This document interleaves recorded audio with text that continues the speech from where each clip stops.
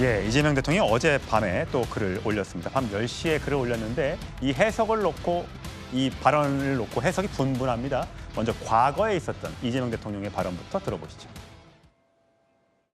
대통령직분이라고 하는 것이 특정 한쪽을 편드는 게 아니라 우리가 선거까지는 한쪽의 편으로 이기긴 했지만 그 다음 순간부터는 모두를 통합해서 함께 가는 그런 국정을 해 나가야 되는데 그런 면에서 보면 여전히 많은 것들이 부족하기도 합니다. 아까 송영원 대변인이 얘기했던 나의 의견만이 정이고 너의 의견은 거짓이라는 태도, 극한적 대립과 실패의 원인이 될 수 있다라고 얘기했습니다. 이제 이게 검찰 개혁과 관련한 당청 이견과 관련해서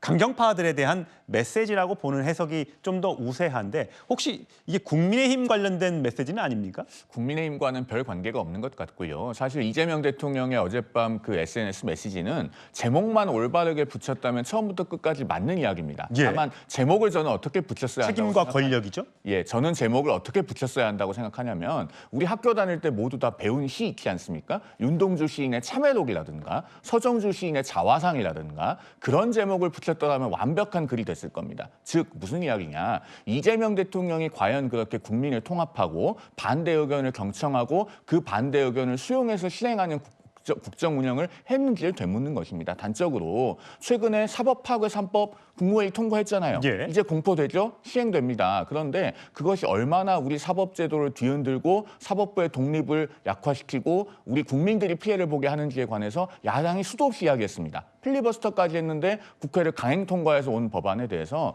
거부권도 행사하지 않고 망설임 없이 공포했어요. 그러면은 과연 이런 말씀을 하실 계제가 되는 것인가? 그 부분을 스스로 돌아보면서 자화상을 그리든 참회록을 쓰시든 하셔야 되지 않는가라는 말씀을 드립니다. 예, 성층 부대변인 이런 대목도 있어요. 주장하고 비판하는 것으로 충분한 입장과 주장하는 만큼의 대안을 내고 그 결과에 대해 무한 책임을 져야 하는 입장은 또 다르다.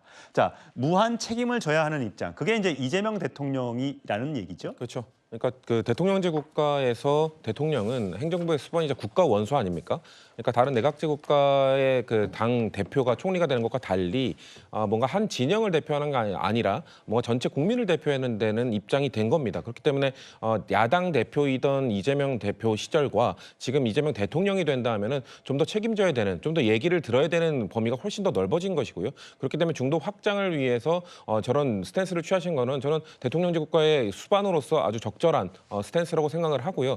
다만 우리 당이 그걸 좀 맞춰가기 위한 노력을 해야 되고 그리고 뭐 야당과 소통하면 좋죠. 야당의 이야기를 들어주면 좋죠. 근데 야당 대표 지금 장동혁 대표 어떻게 하고 있습니까? 대통령이 이야기 들을 테니 오라고 하니까 가지도 않죠. 당일 노쇼하지 않았습니까? 대통령 순방가 있을 때 갑자기 항의 서한 제출한다고 갑자기 청와대까지 침묵 도보 행진을 하지 않았습니까? 그리고 그 침묵 도보 행진을 한 다음에 청와대에 전달한 그 문서도 결국 입장문도 없었다고 합니다. 그 정도로 지금 야당 대표는 대화를 할 준비가 안 되어 있기 때문에 그렇기 때문에 야당과 소통하기 좀 어려운 부분이 있다라는 말씀 드리겠습니다. 예, 요즘에 부동산 메시지는 조금 뜸해졌는데 이재명 대통령의 SNS 정치. 오늘은 또 어떤 글을 올릴까 궁금해집니다.